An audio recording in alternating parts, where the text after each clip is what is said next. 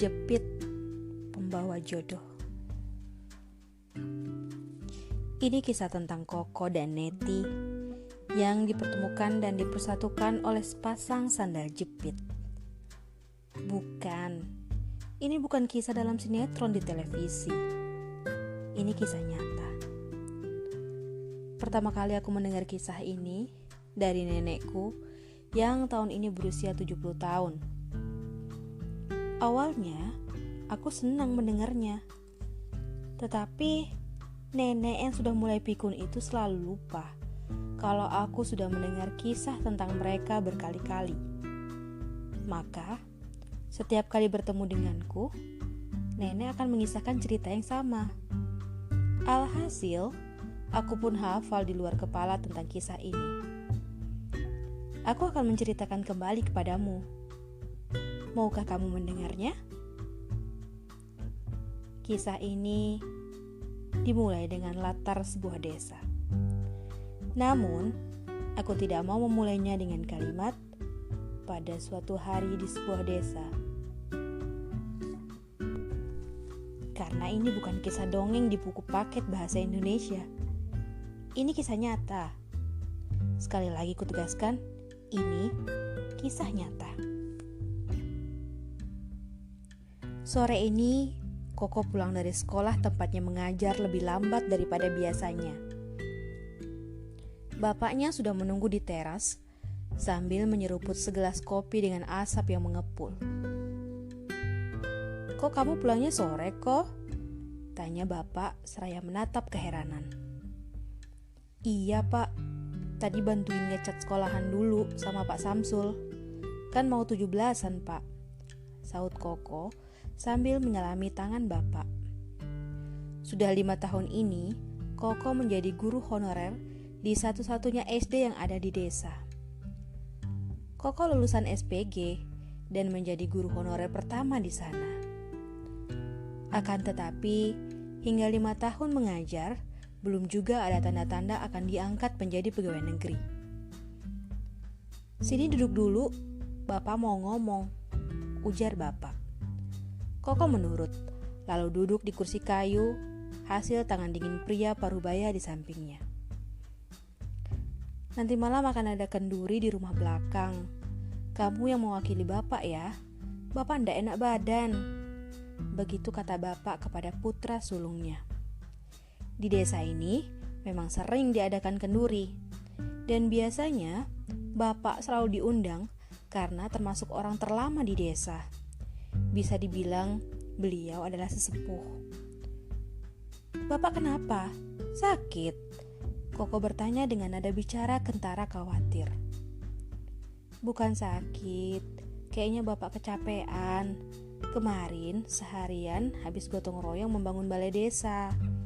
Malum saja, bapak kan udah tua, jadi gampang capek. Kamu datang untuk mewakili bapak ya?" ucap bapak lagi memastikan.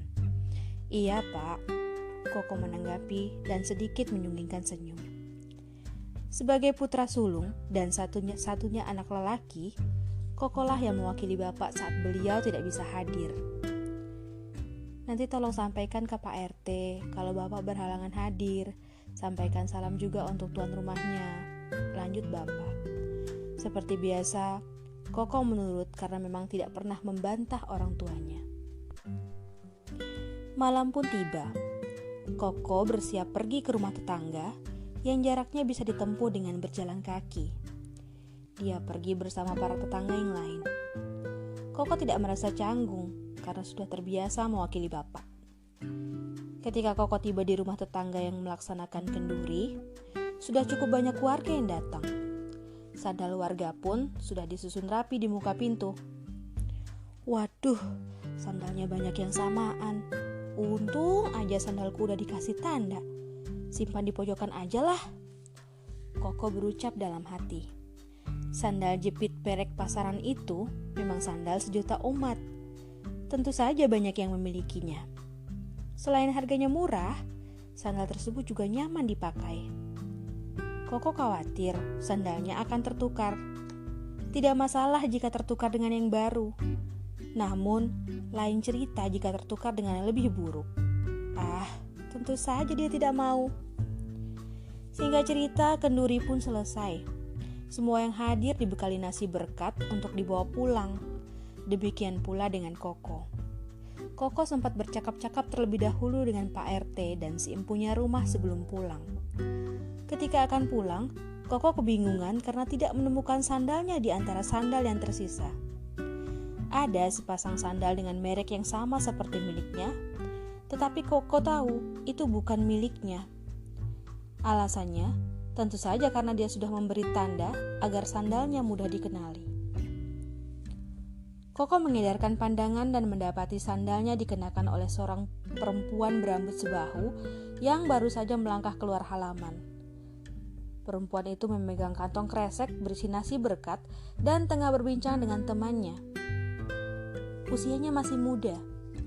Koko menduga perempuan itu pun sedang mewakili orang tuanya.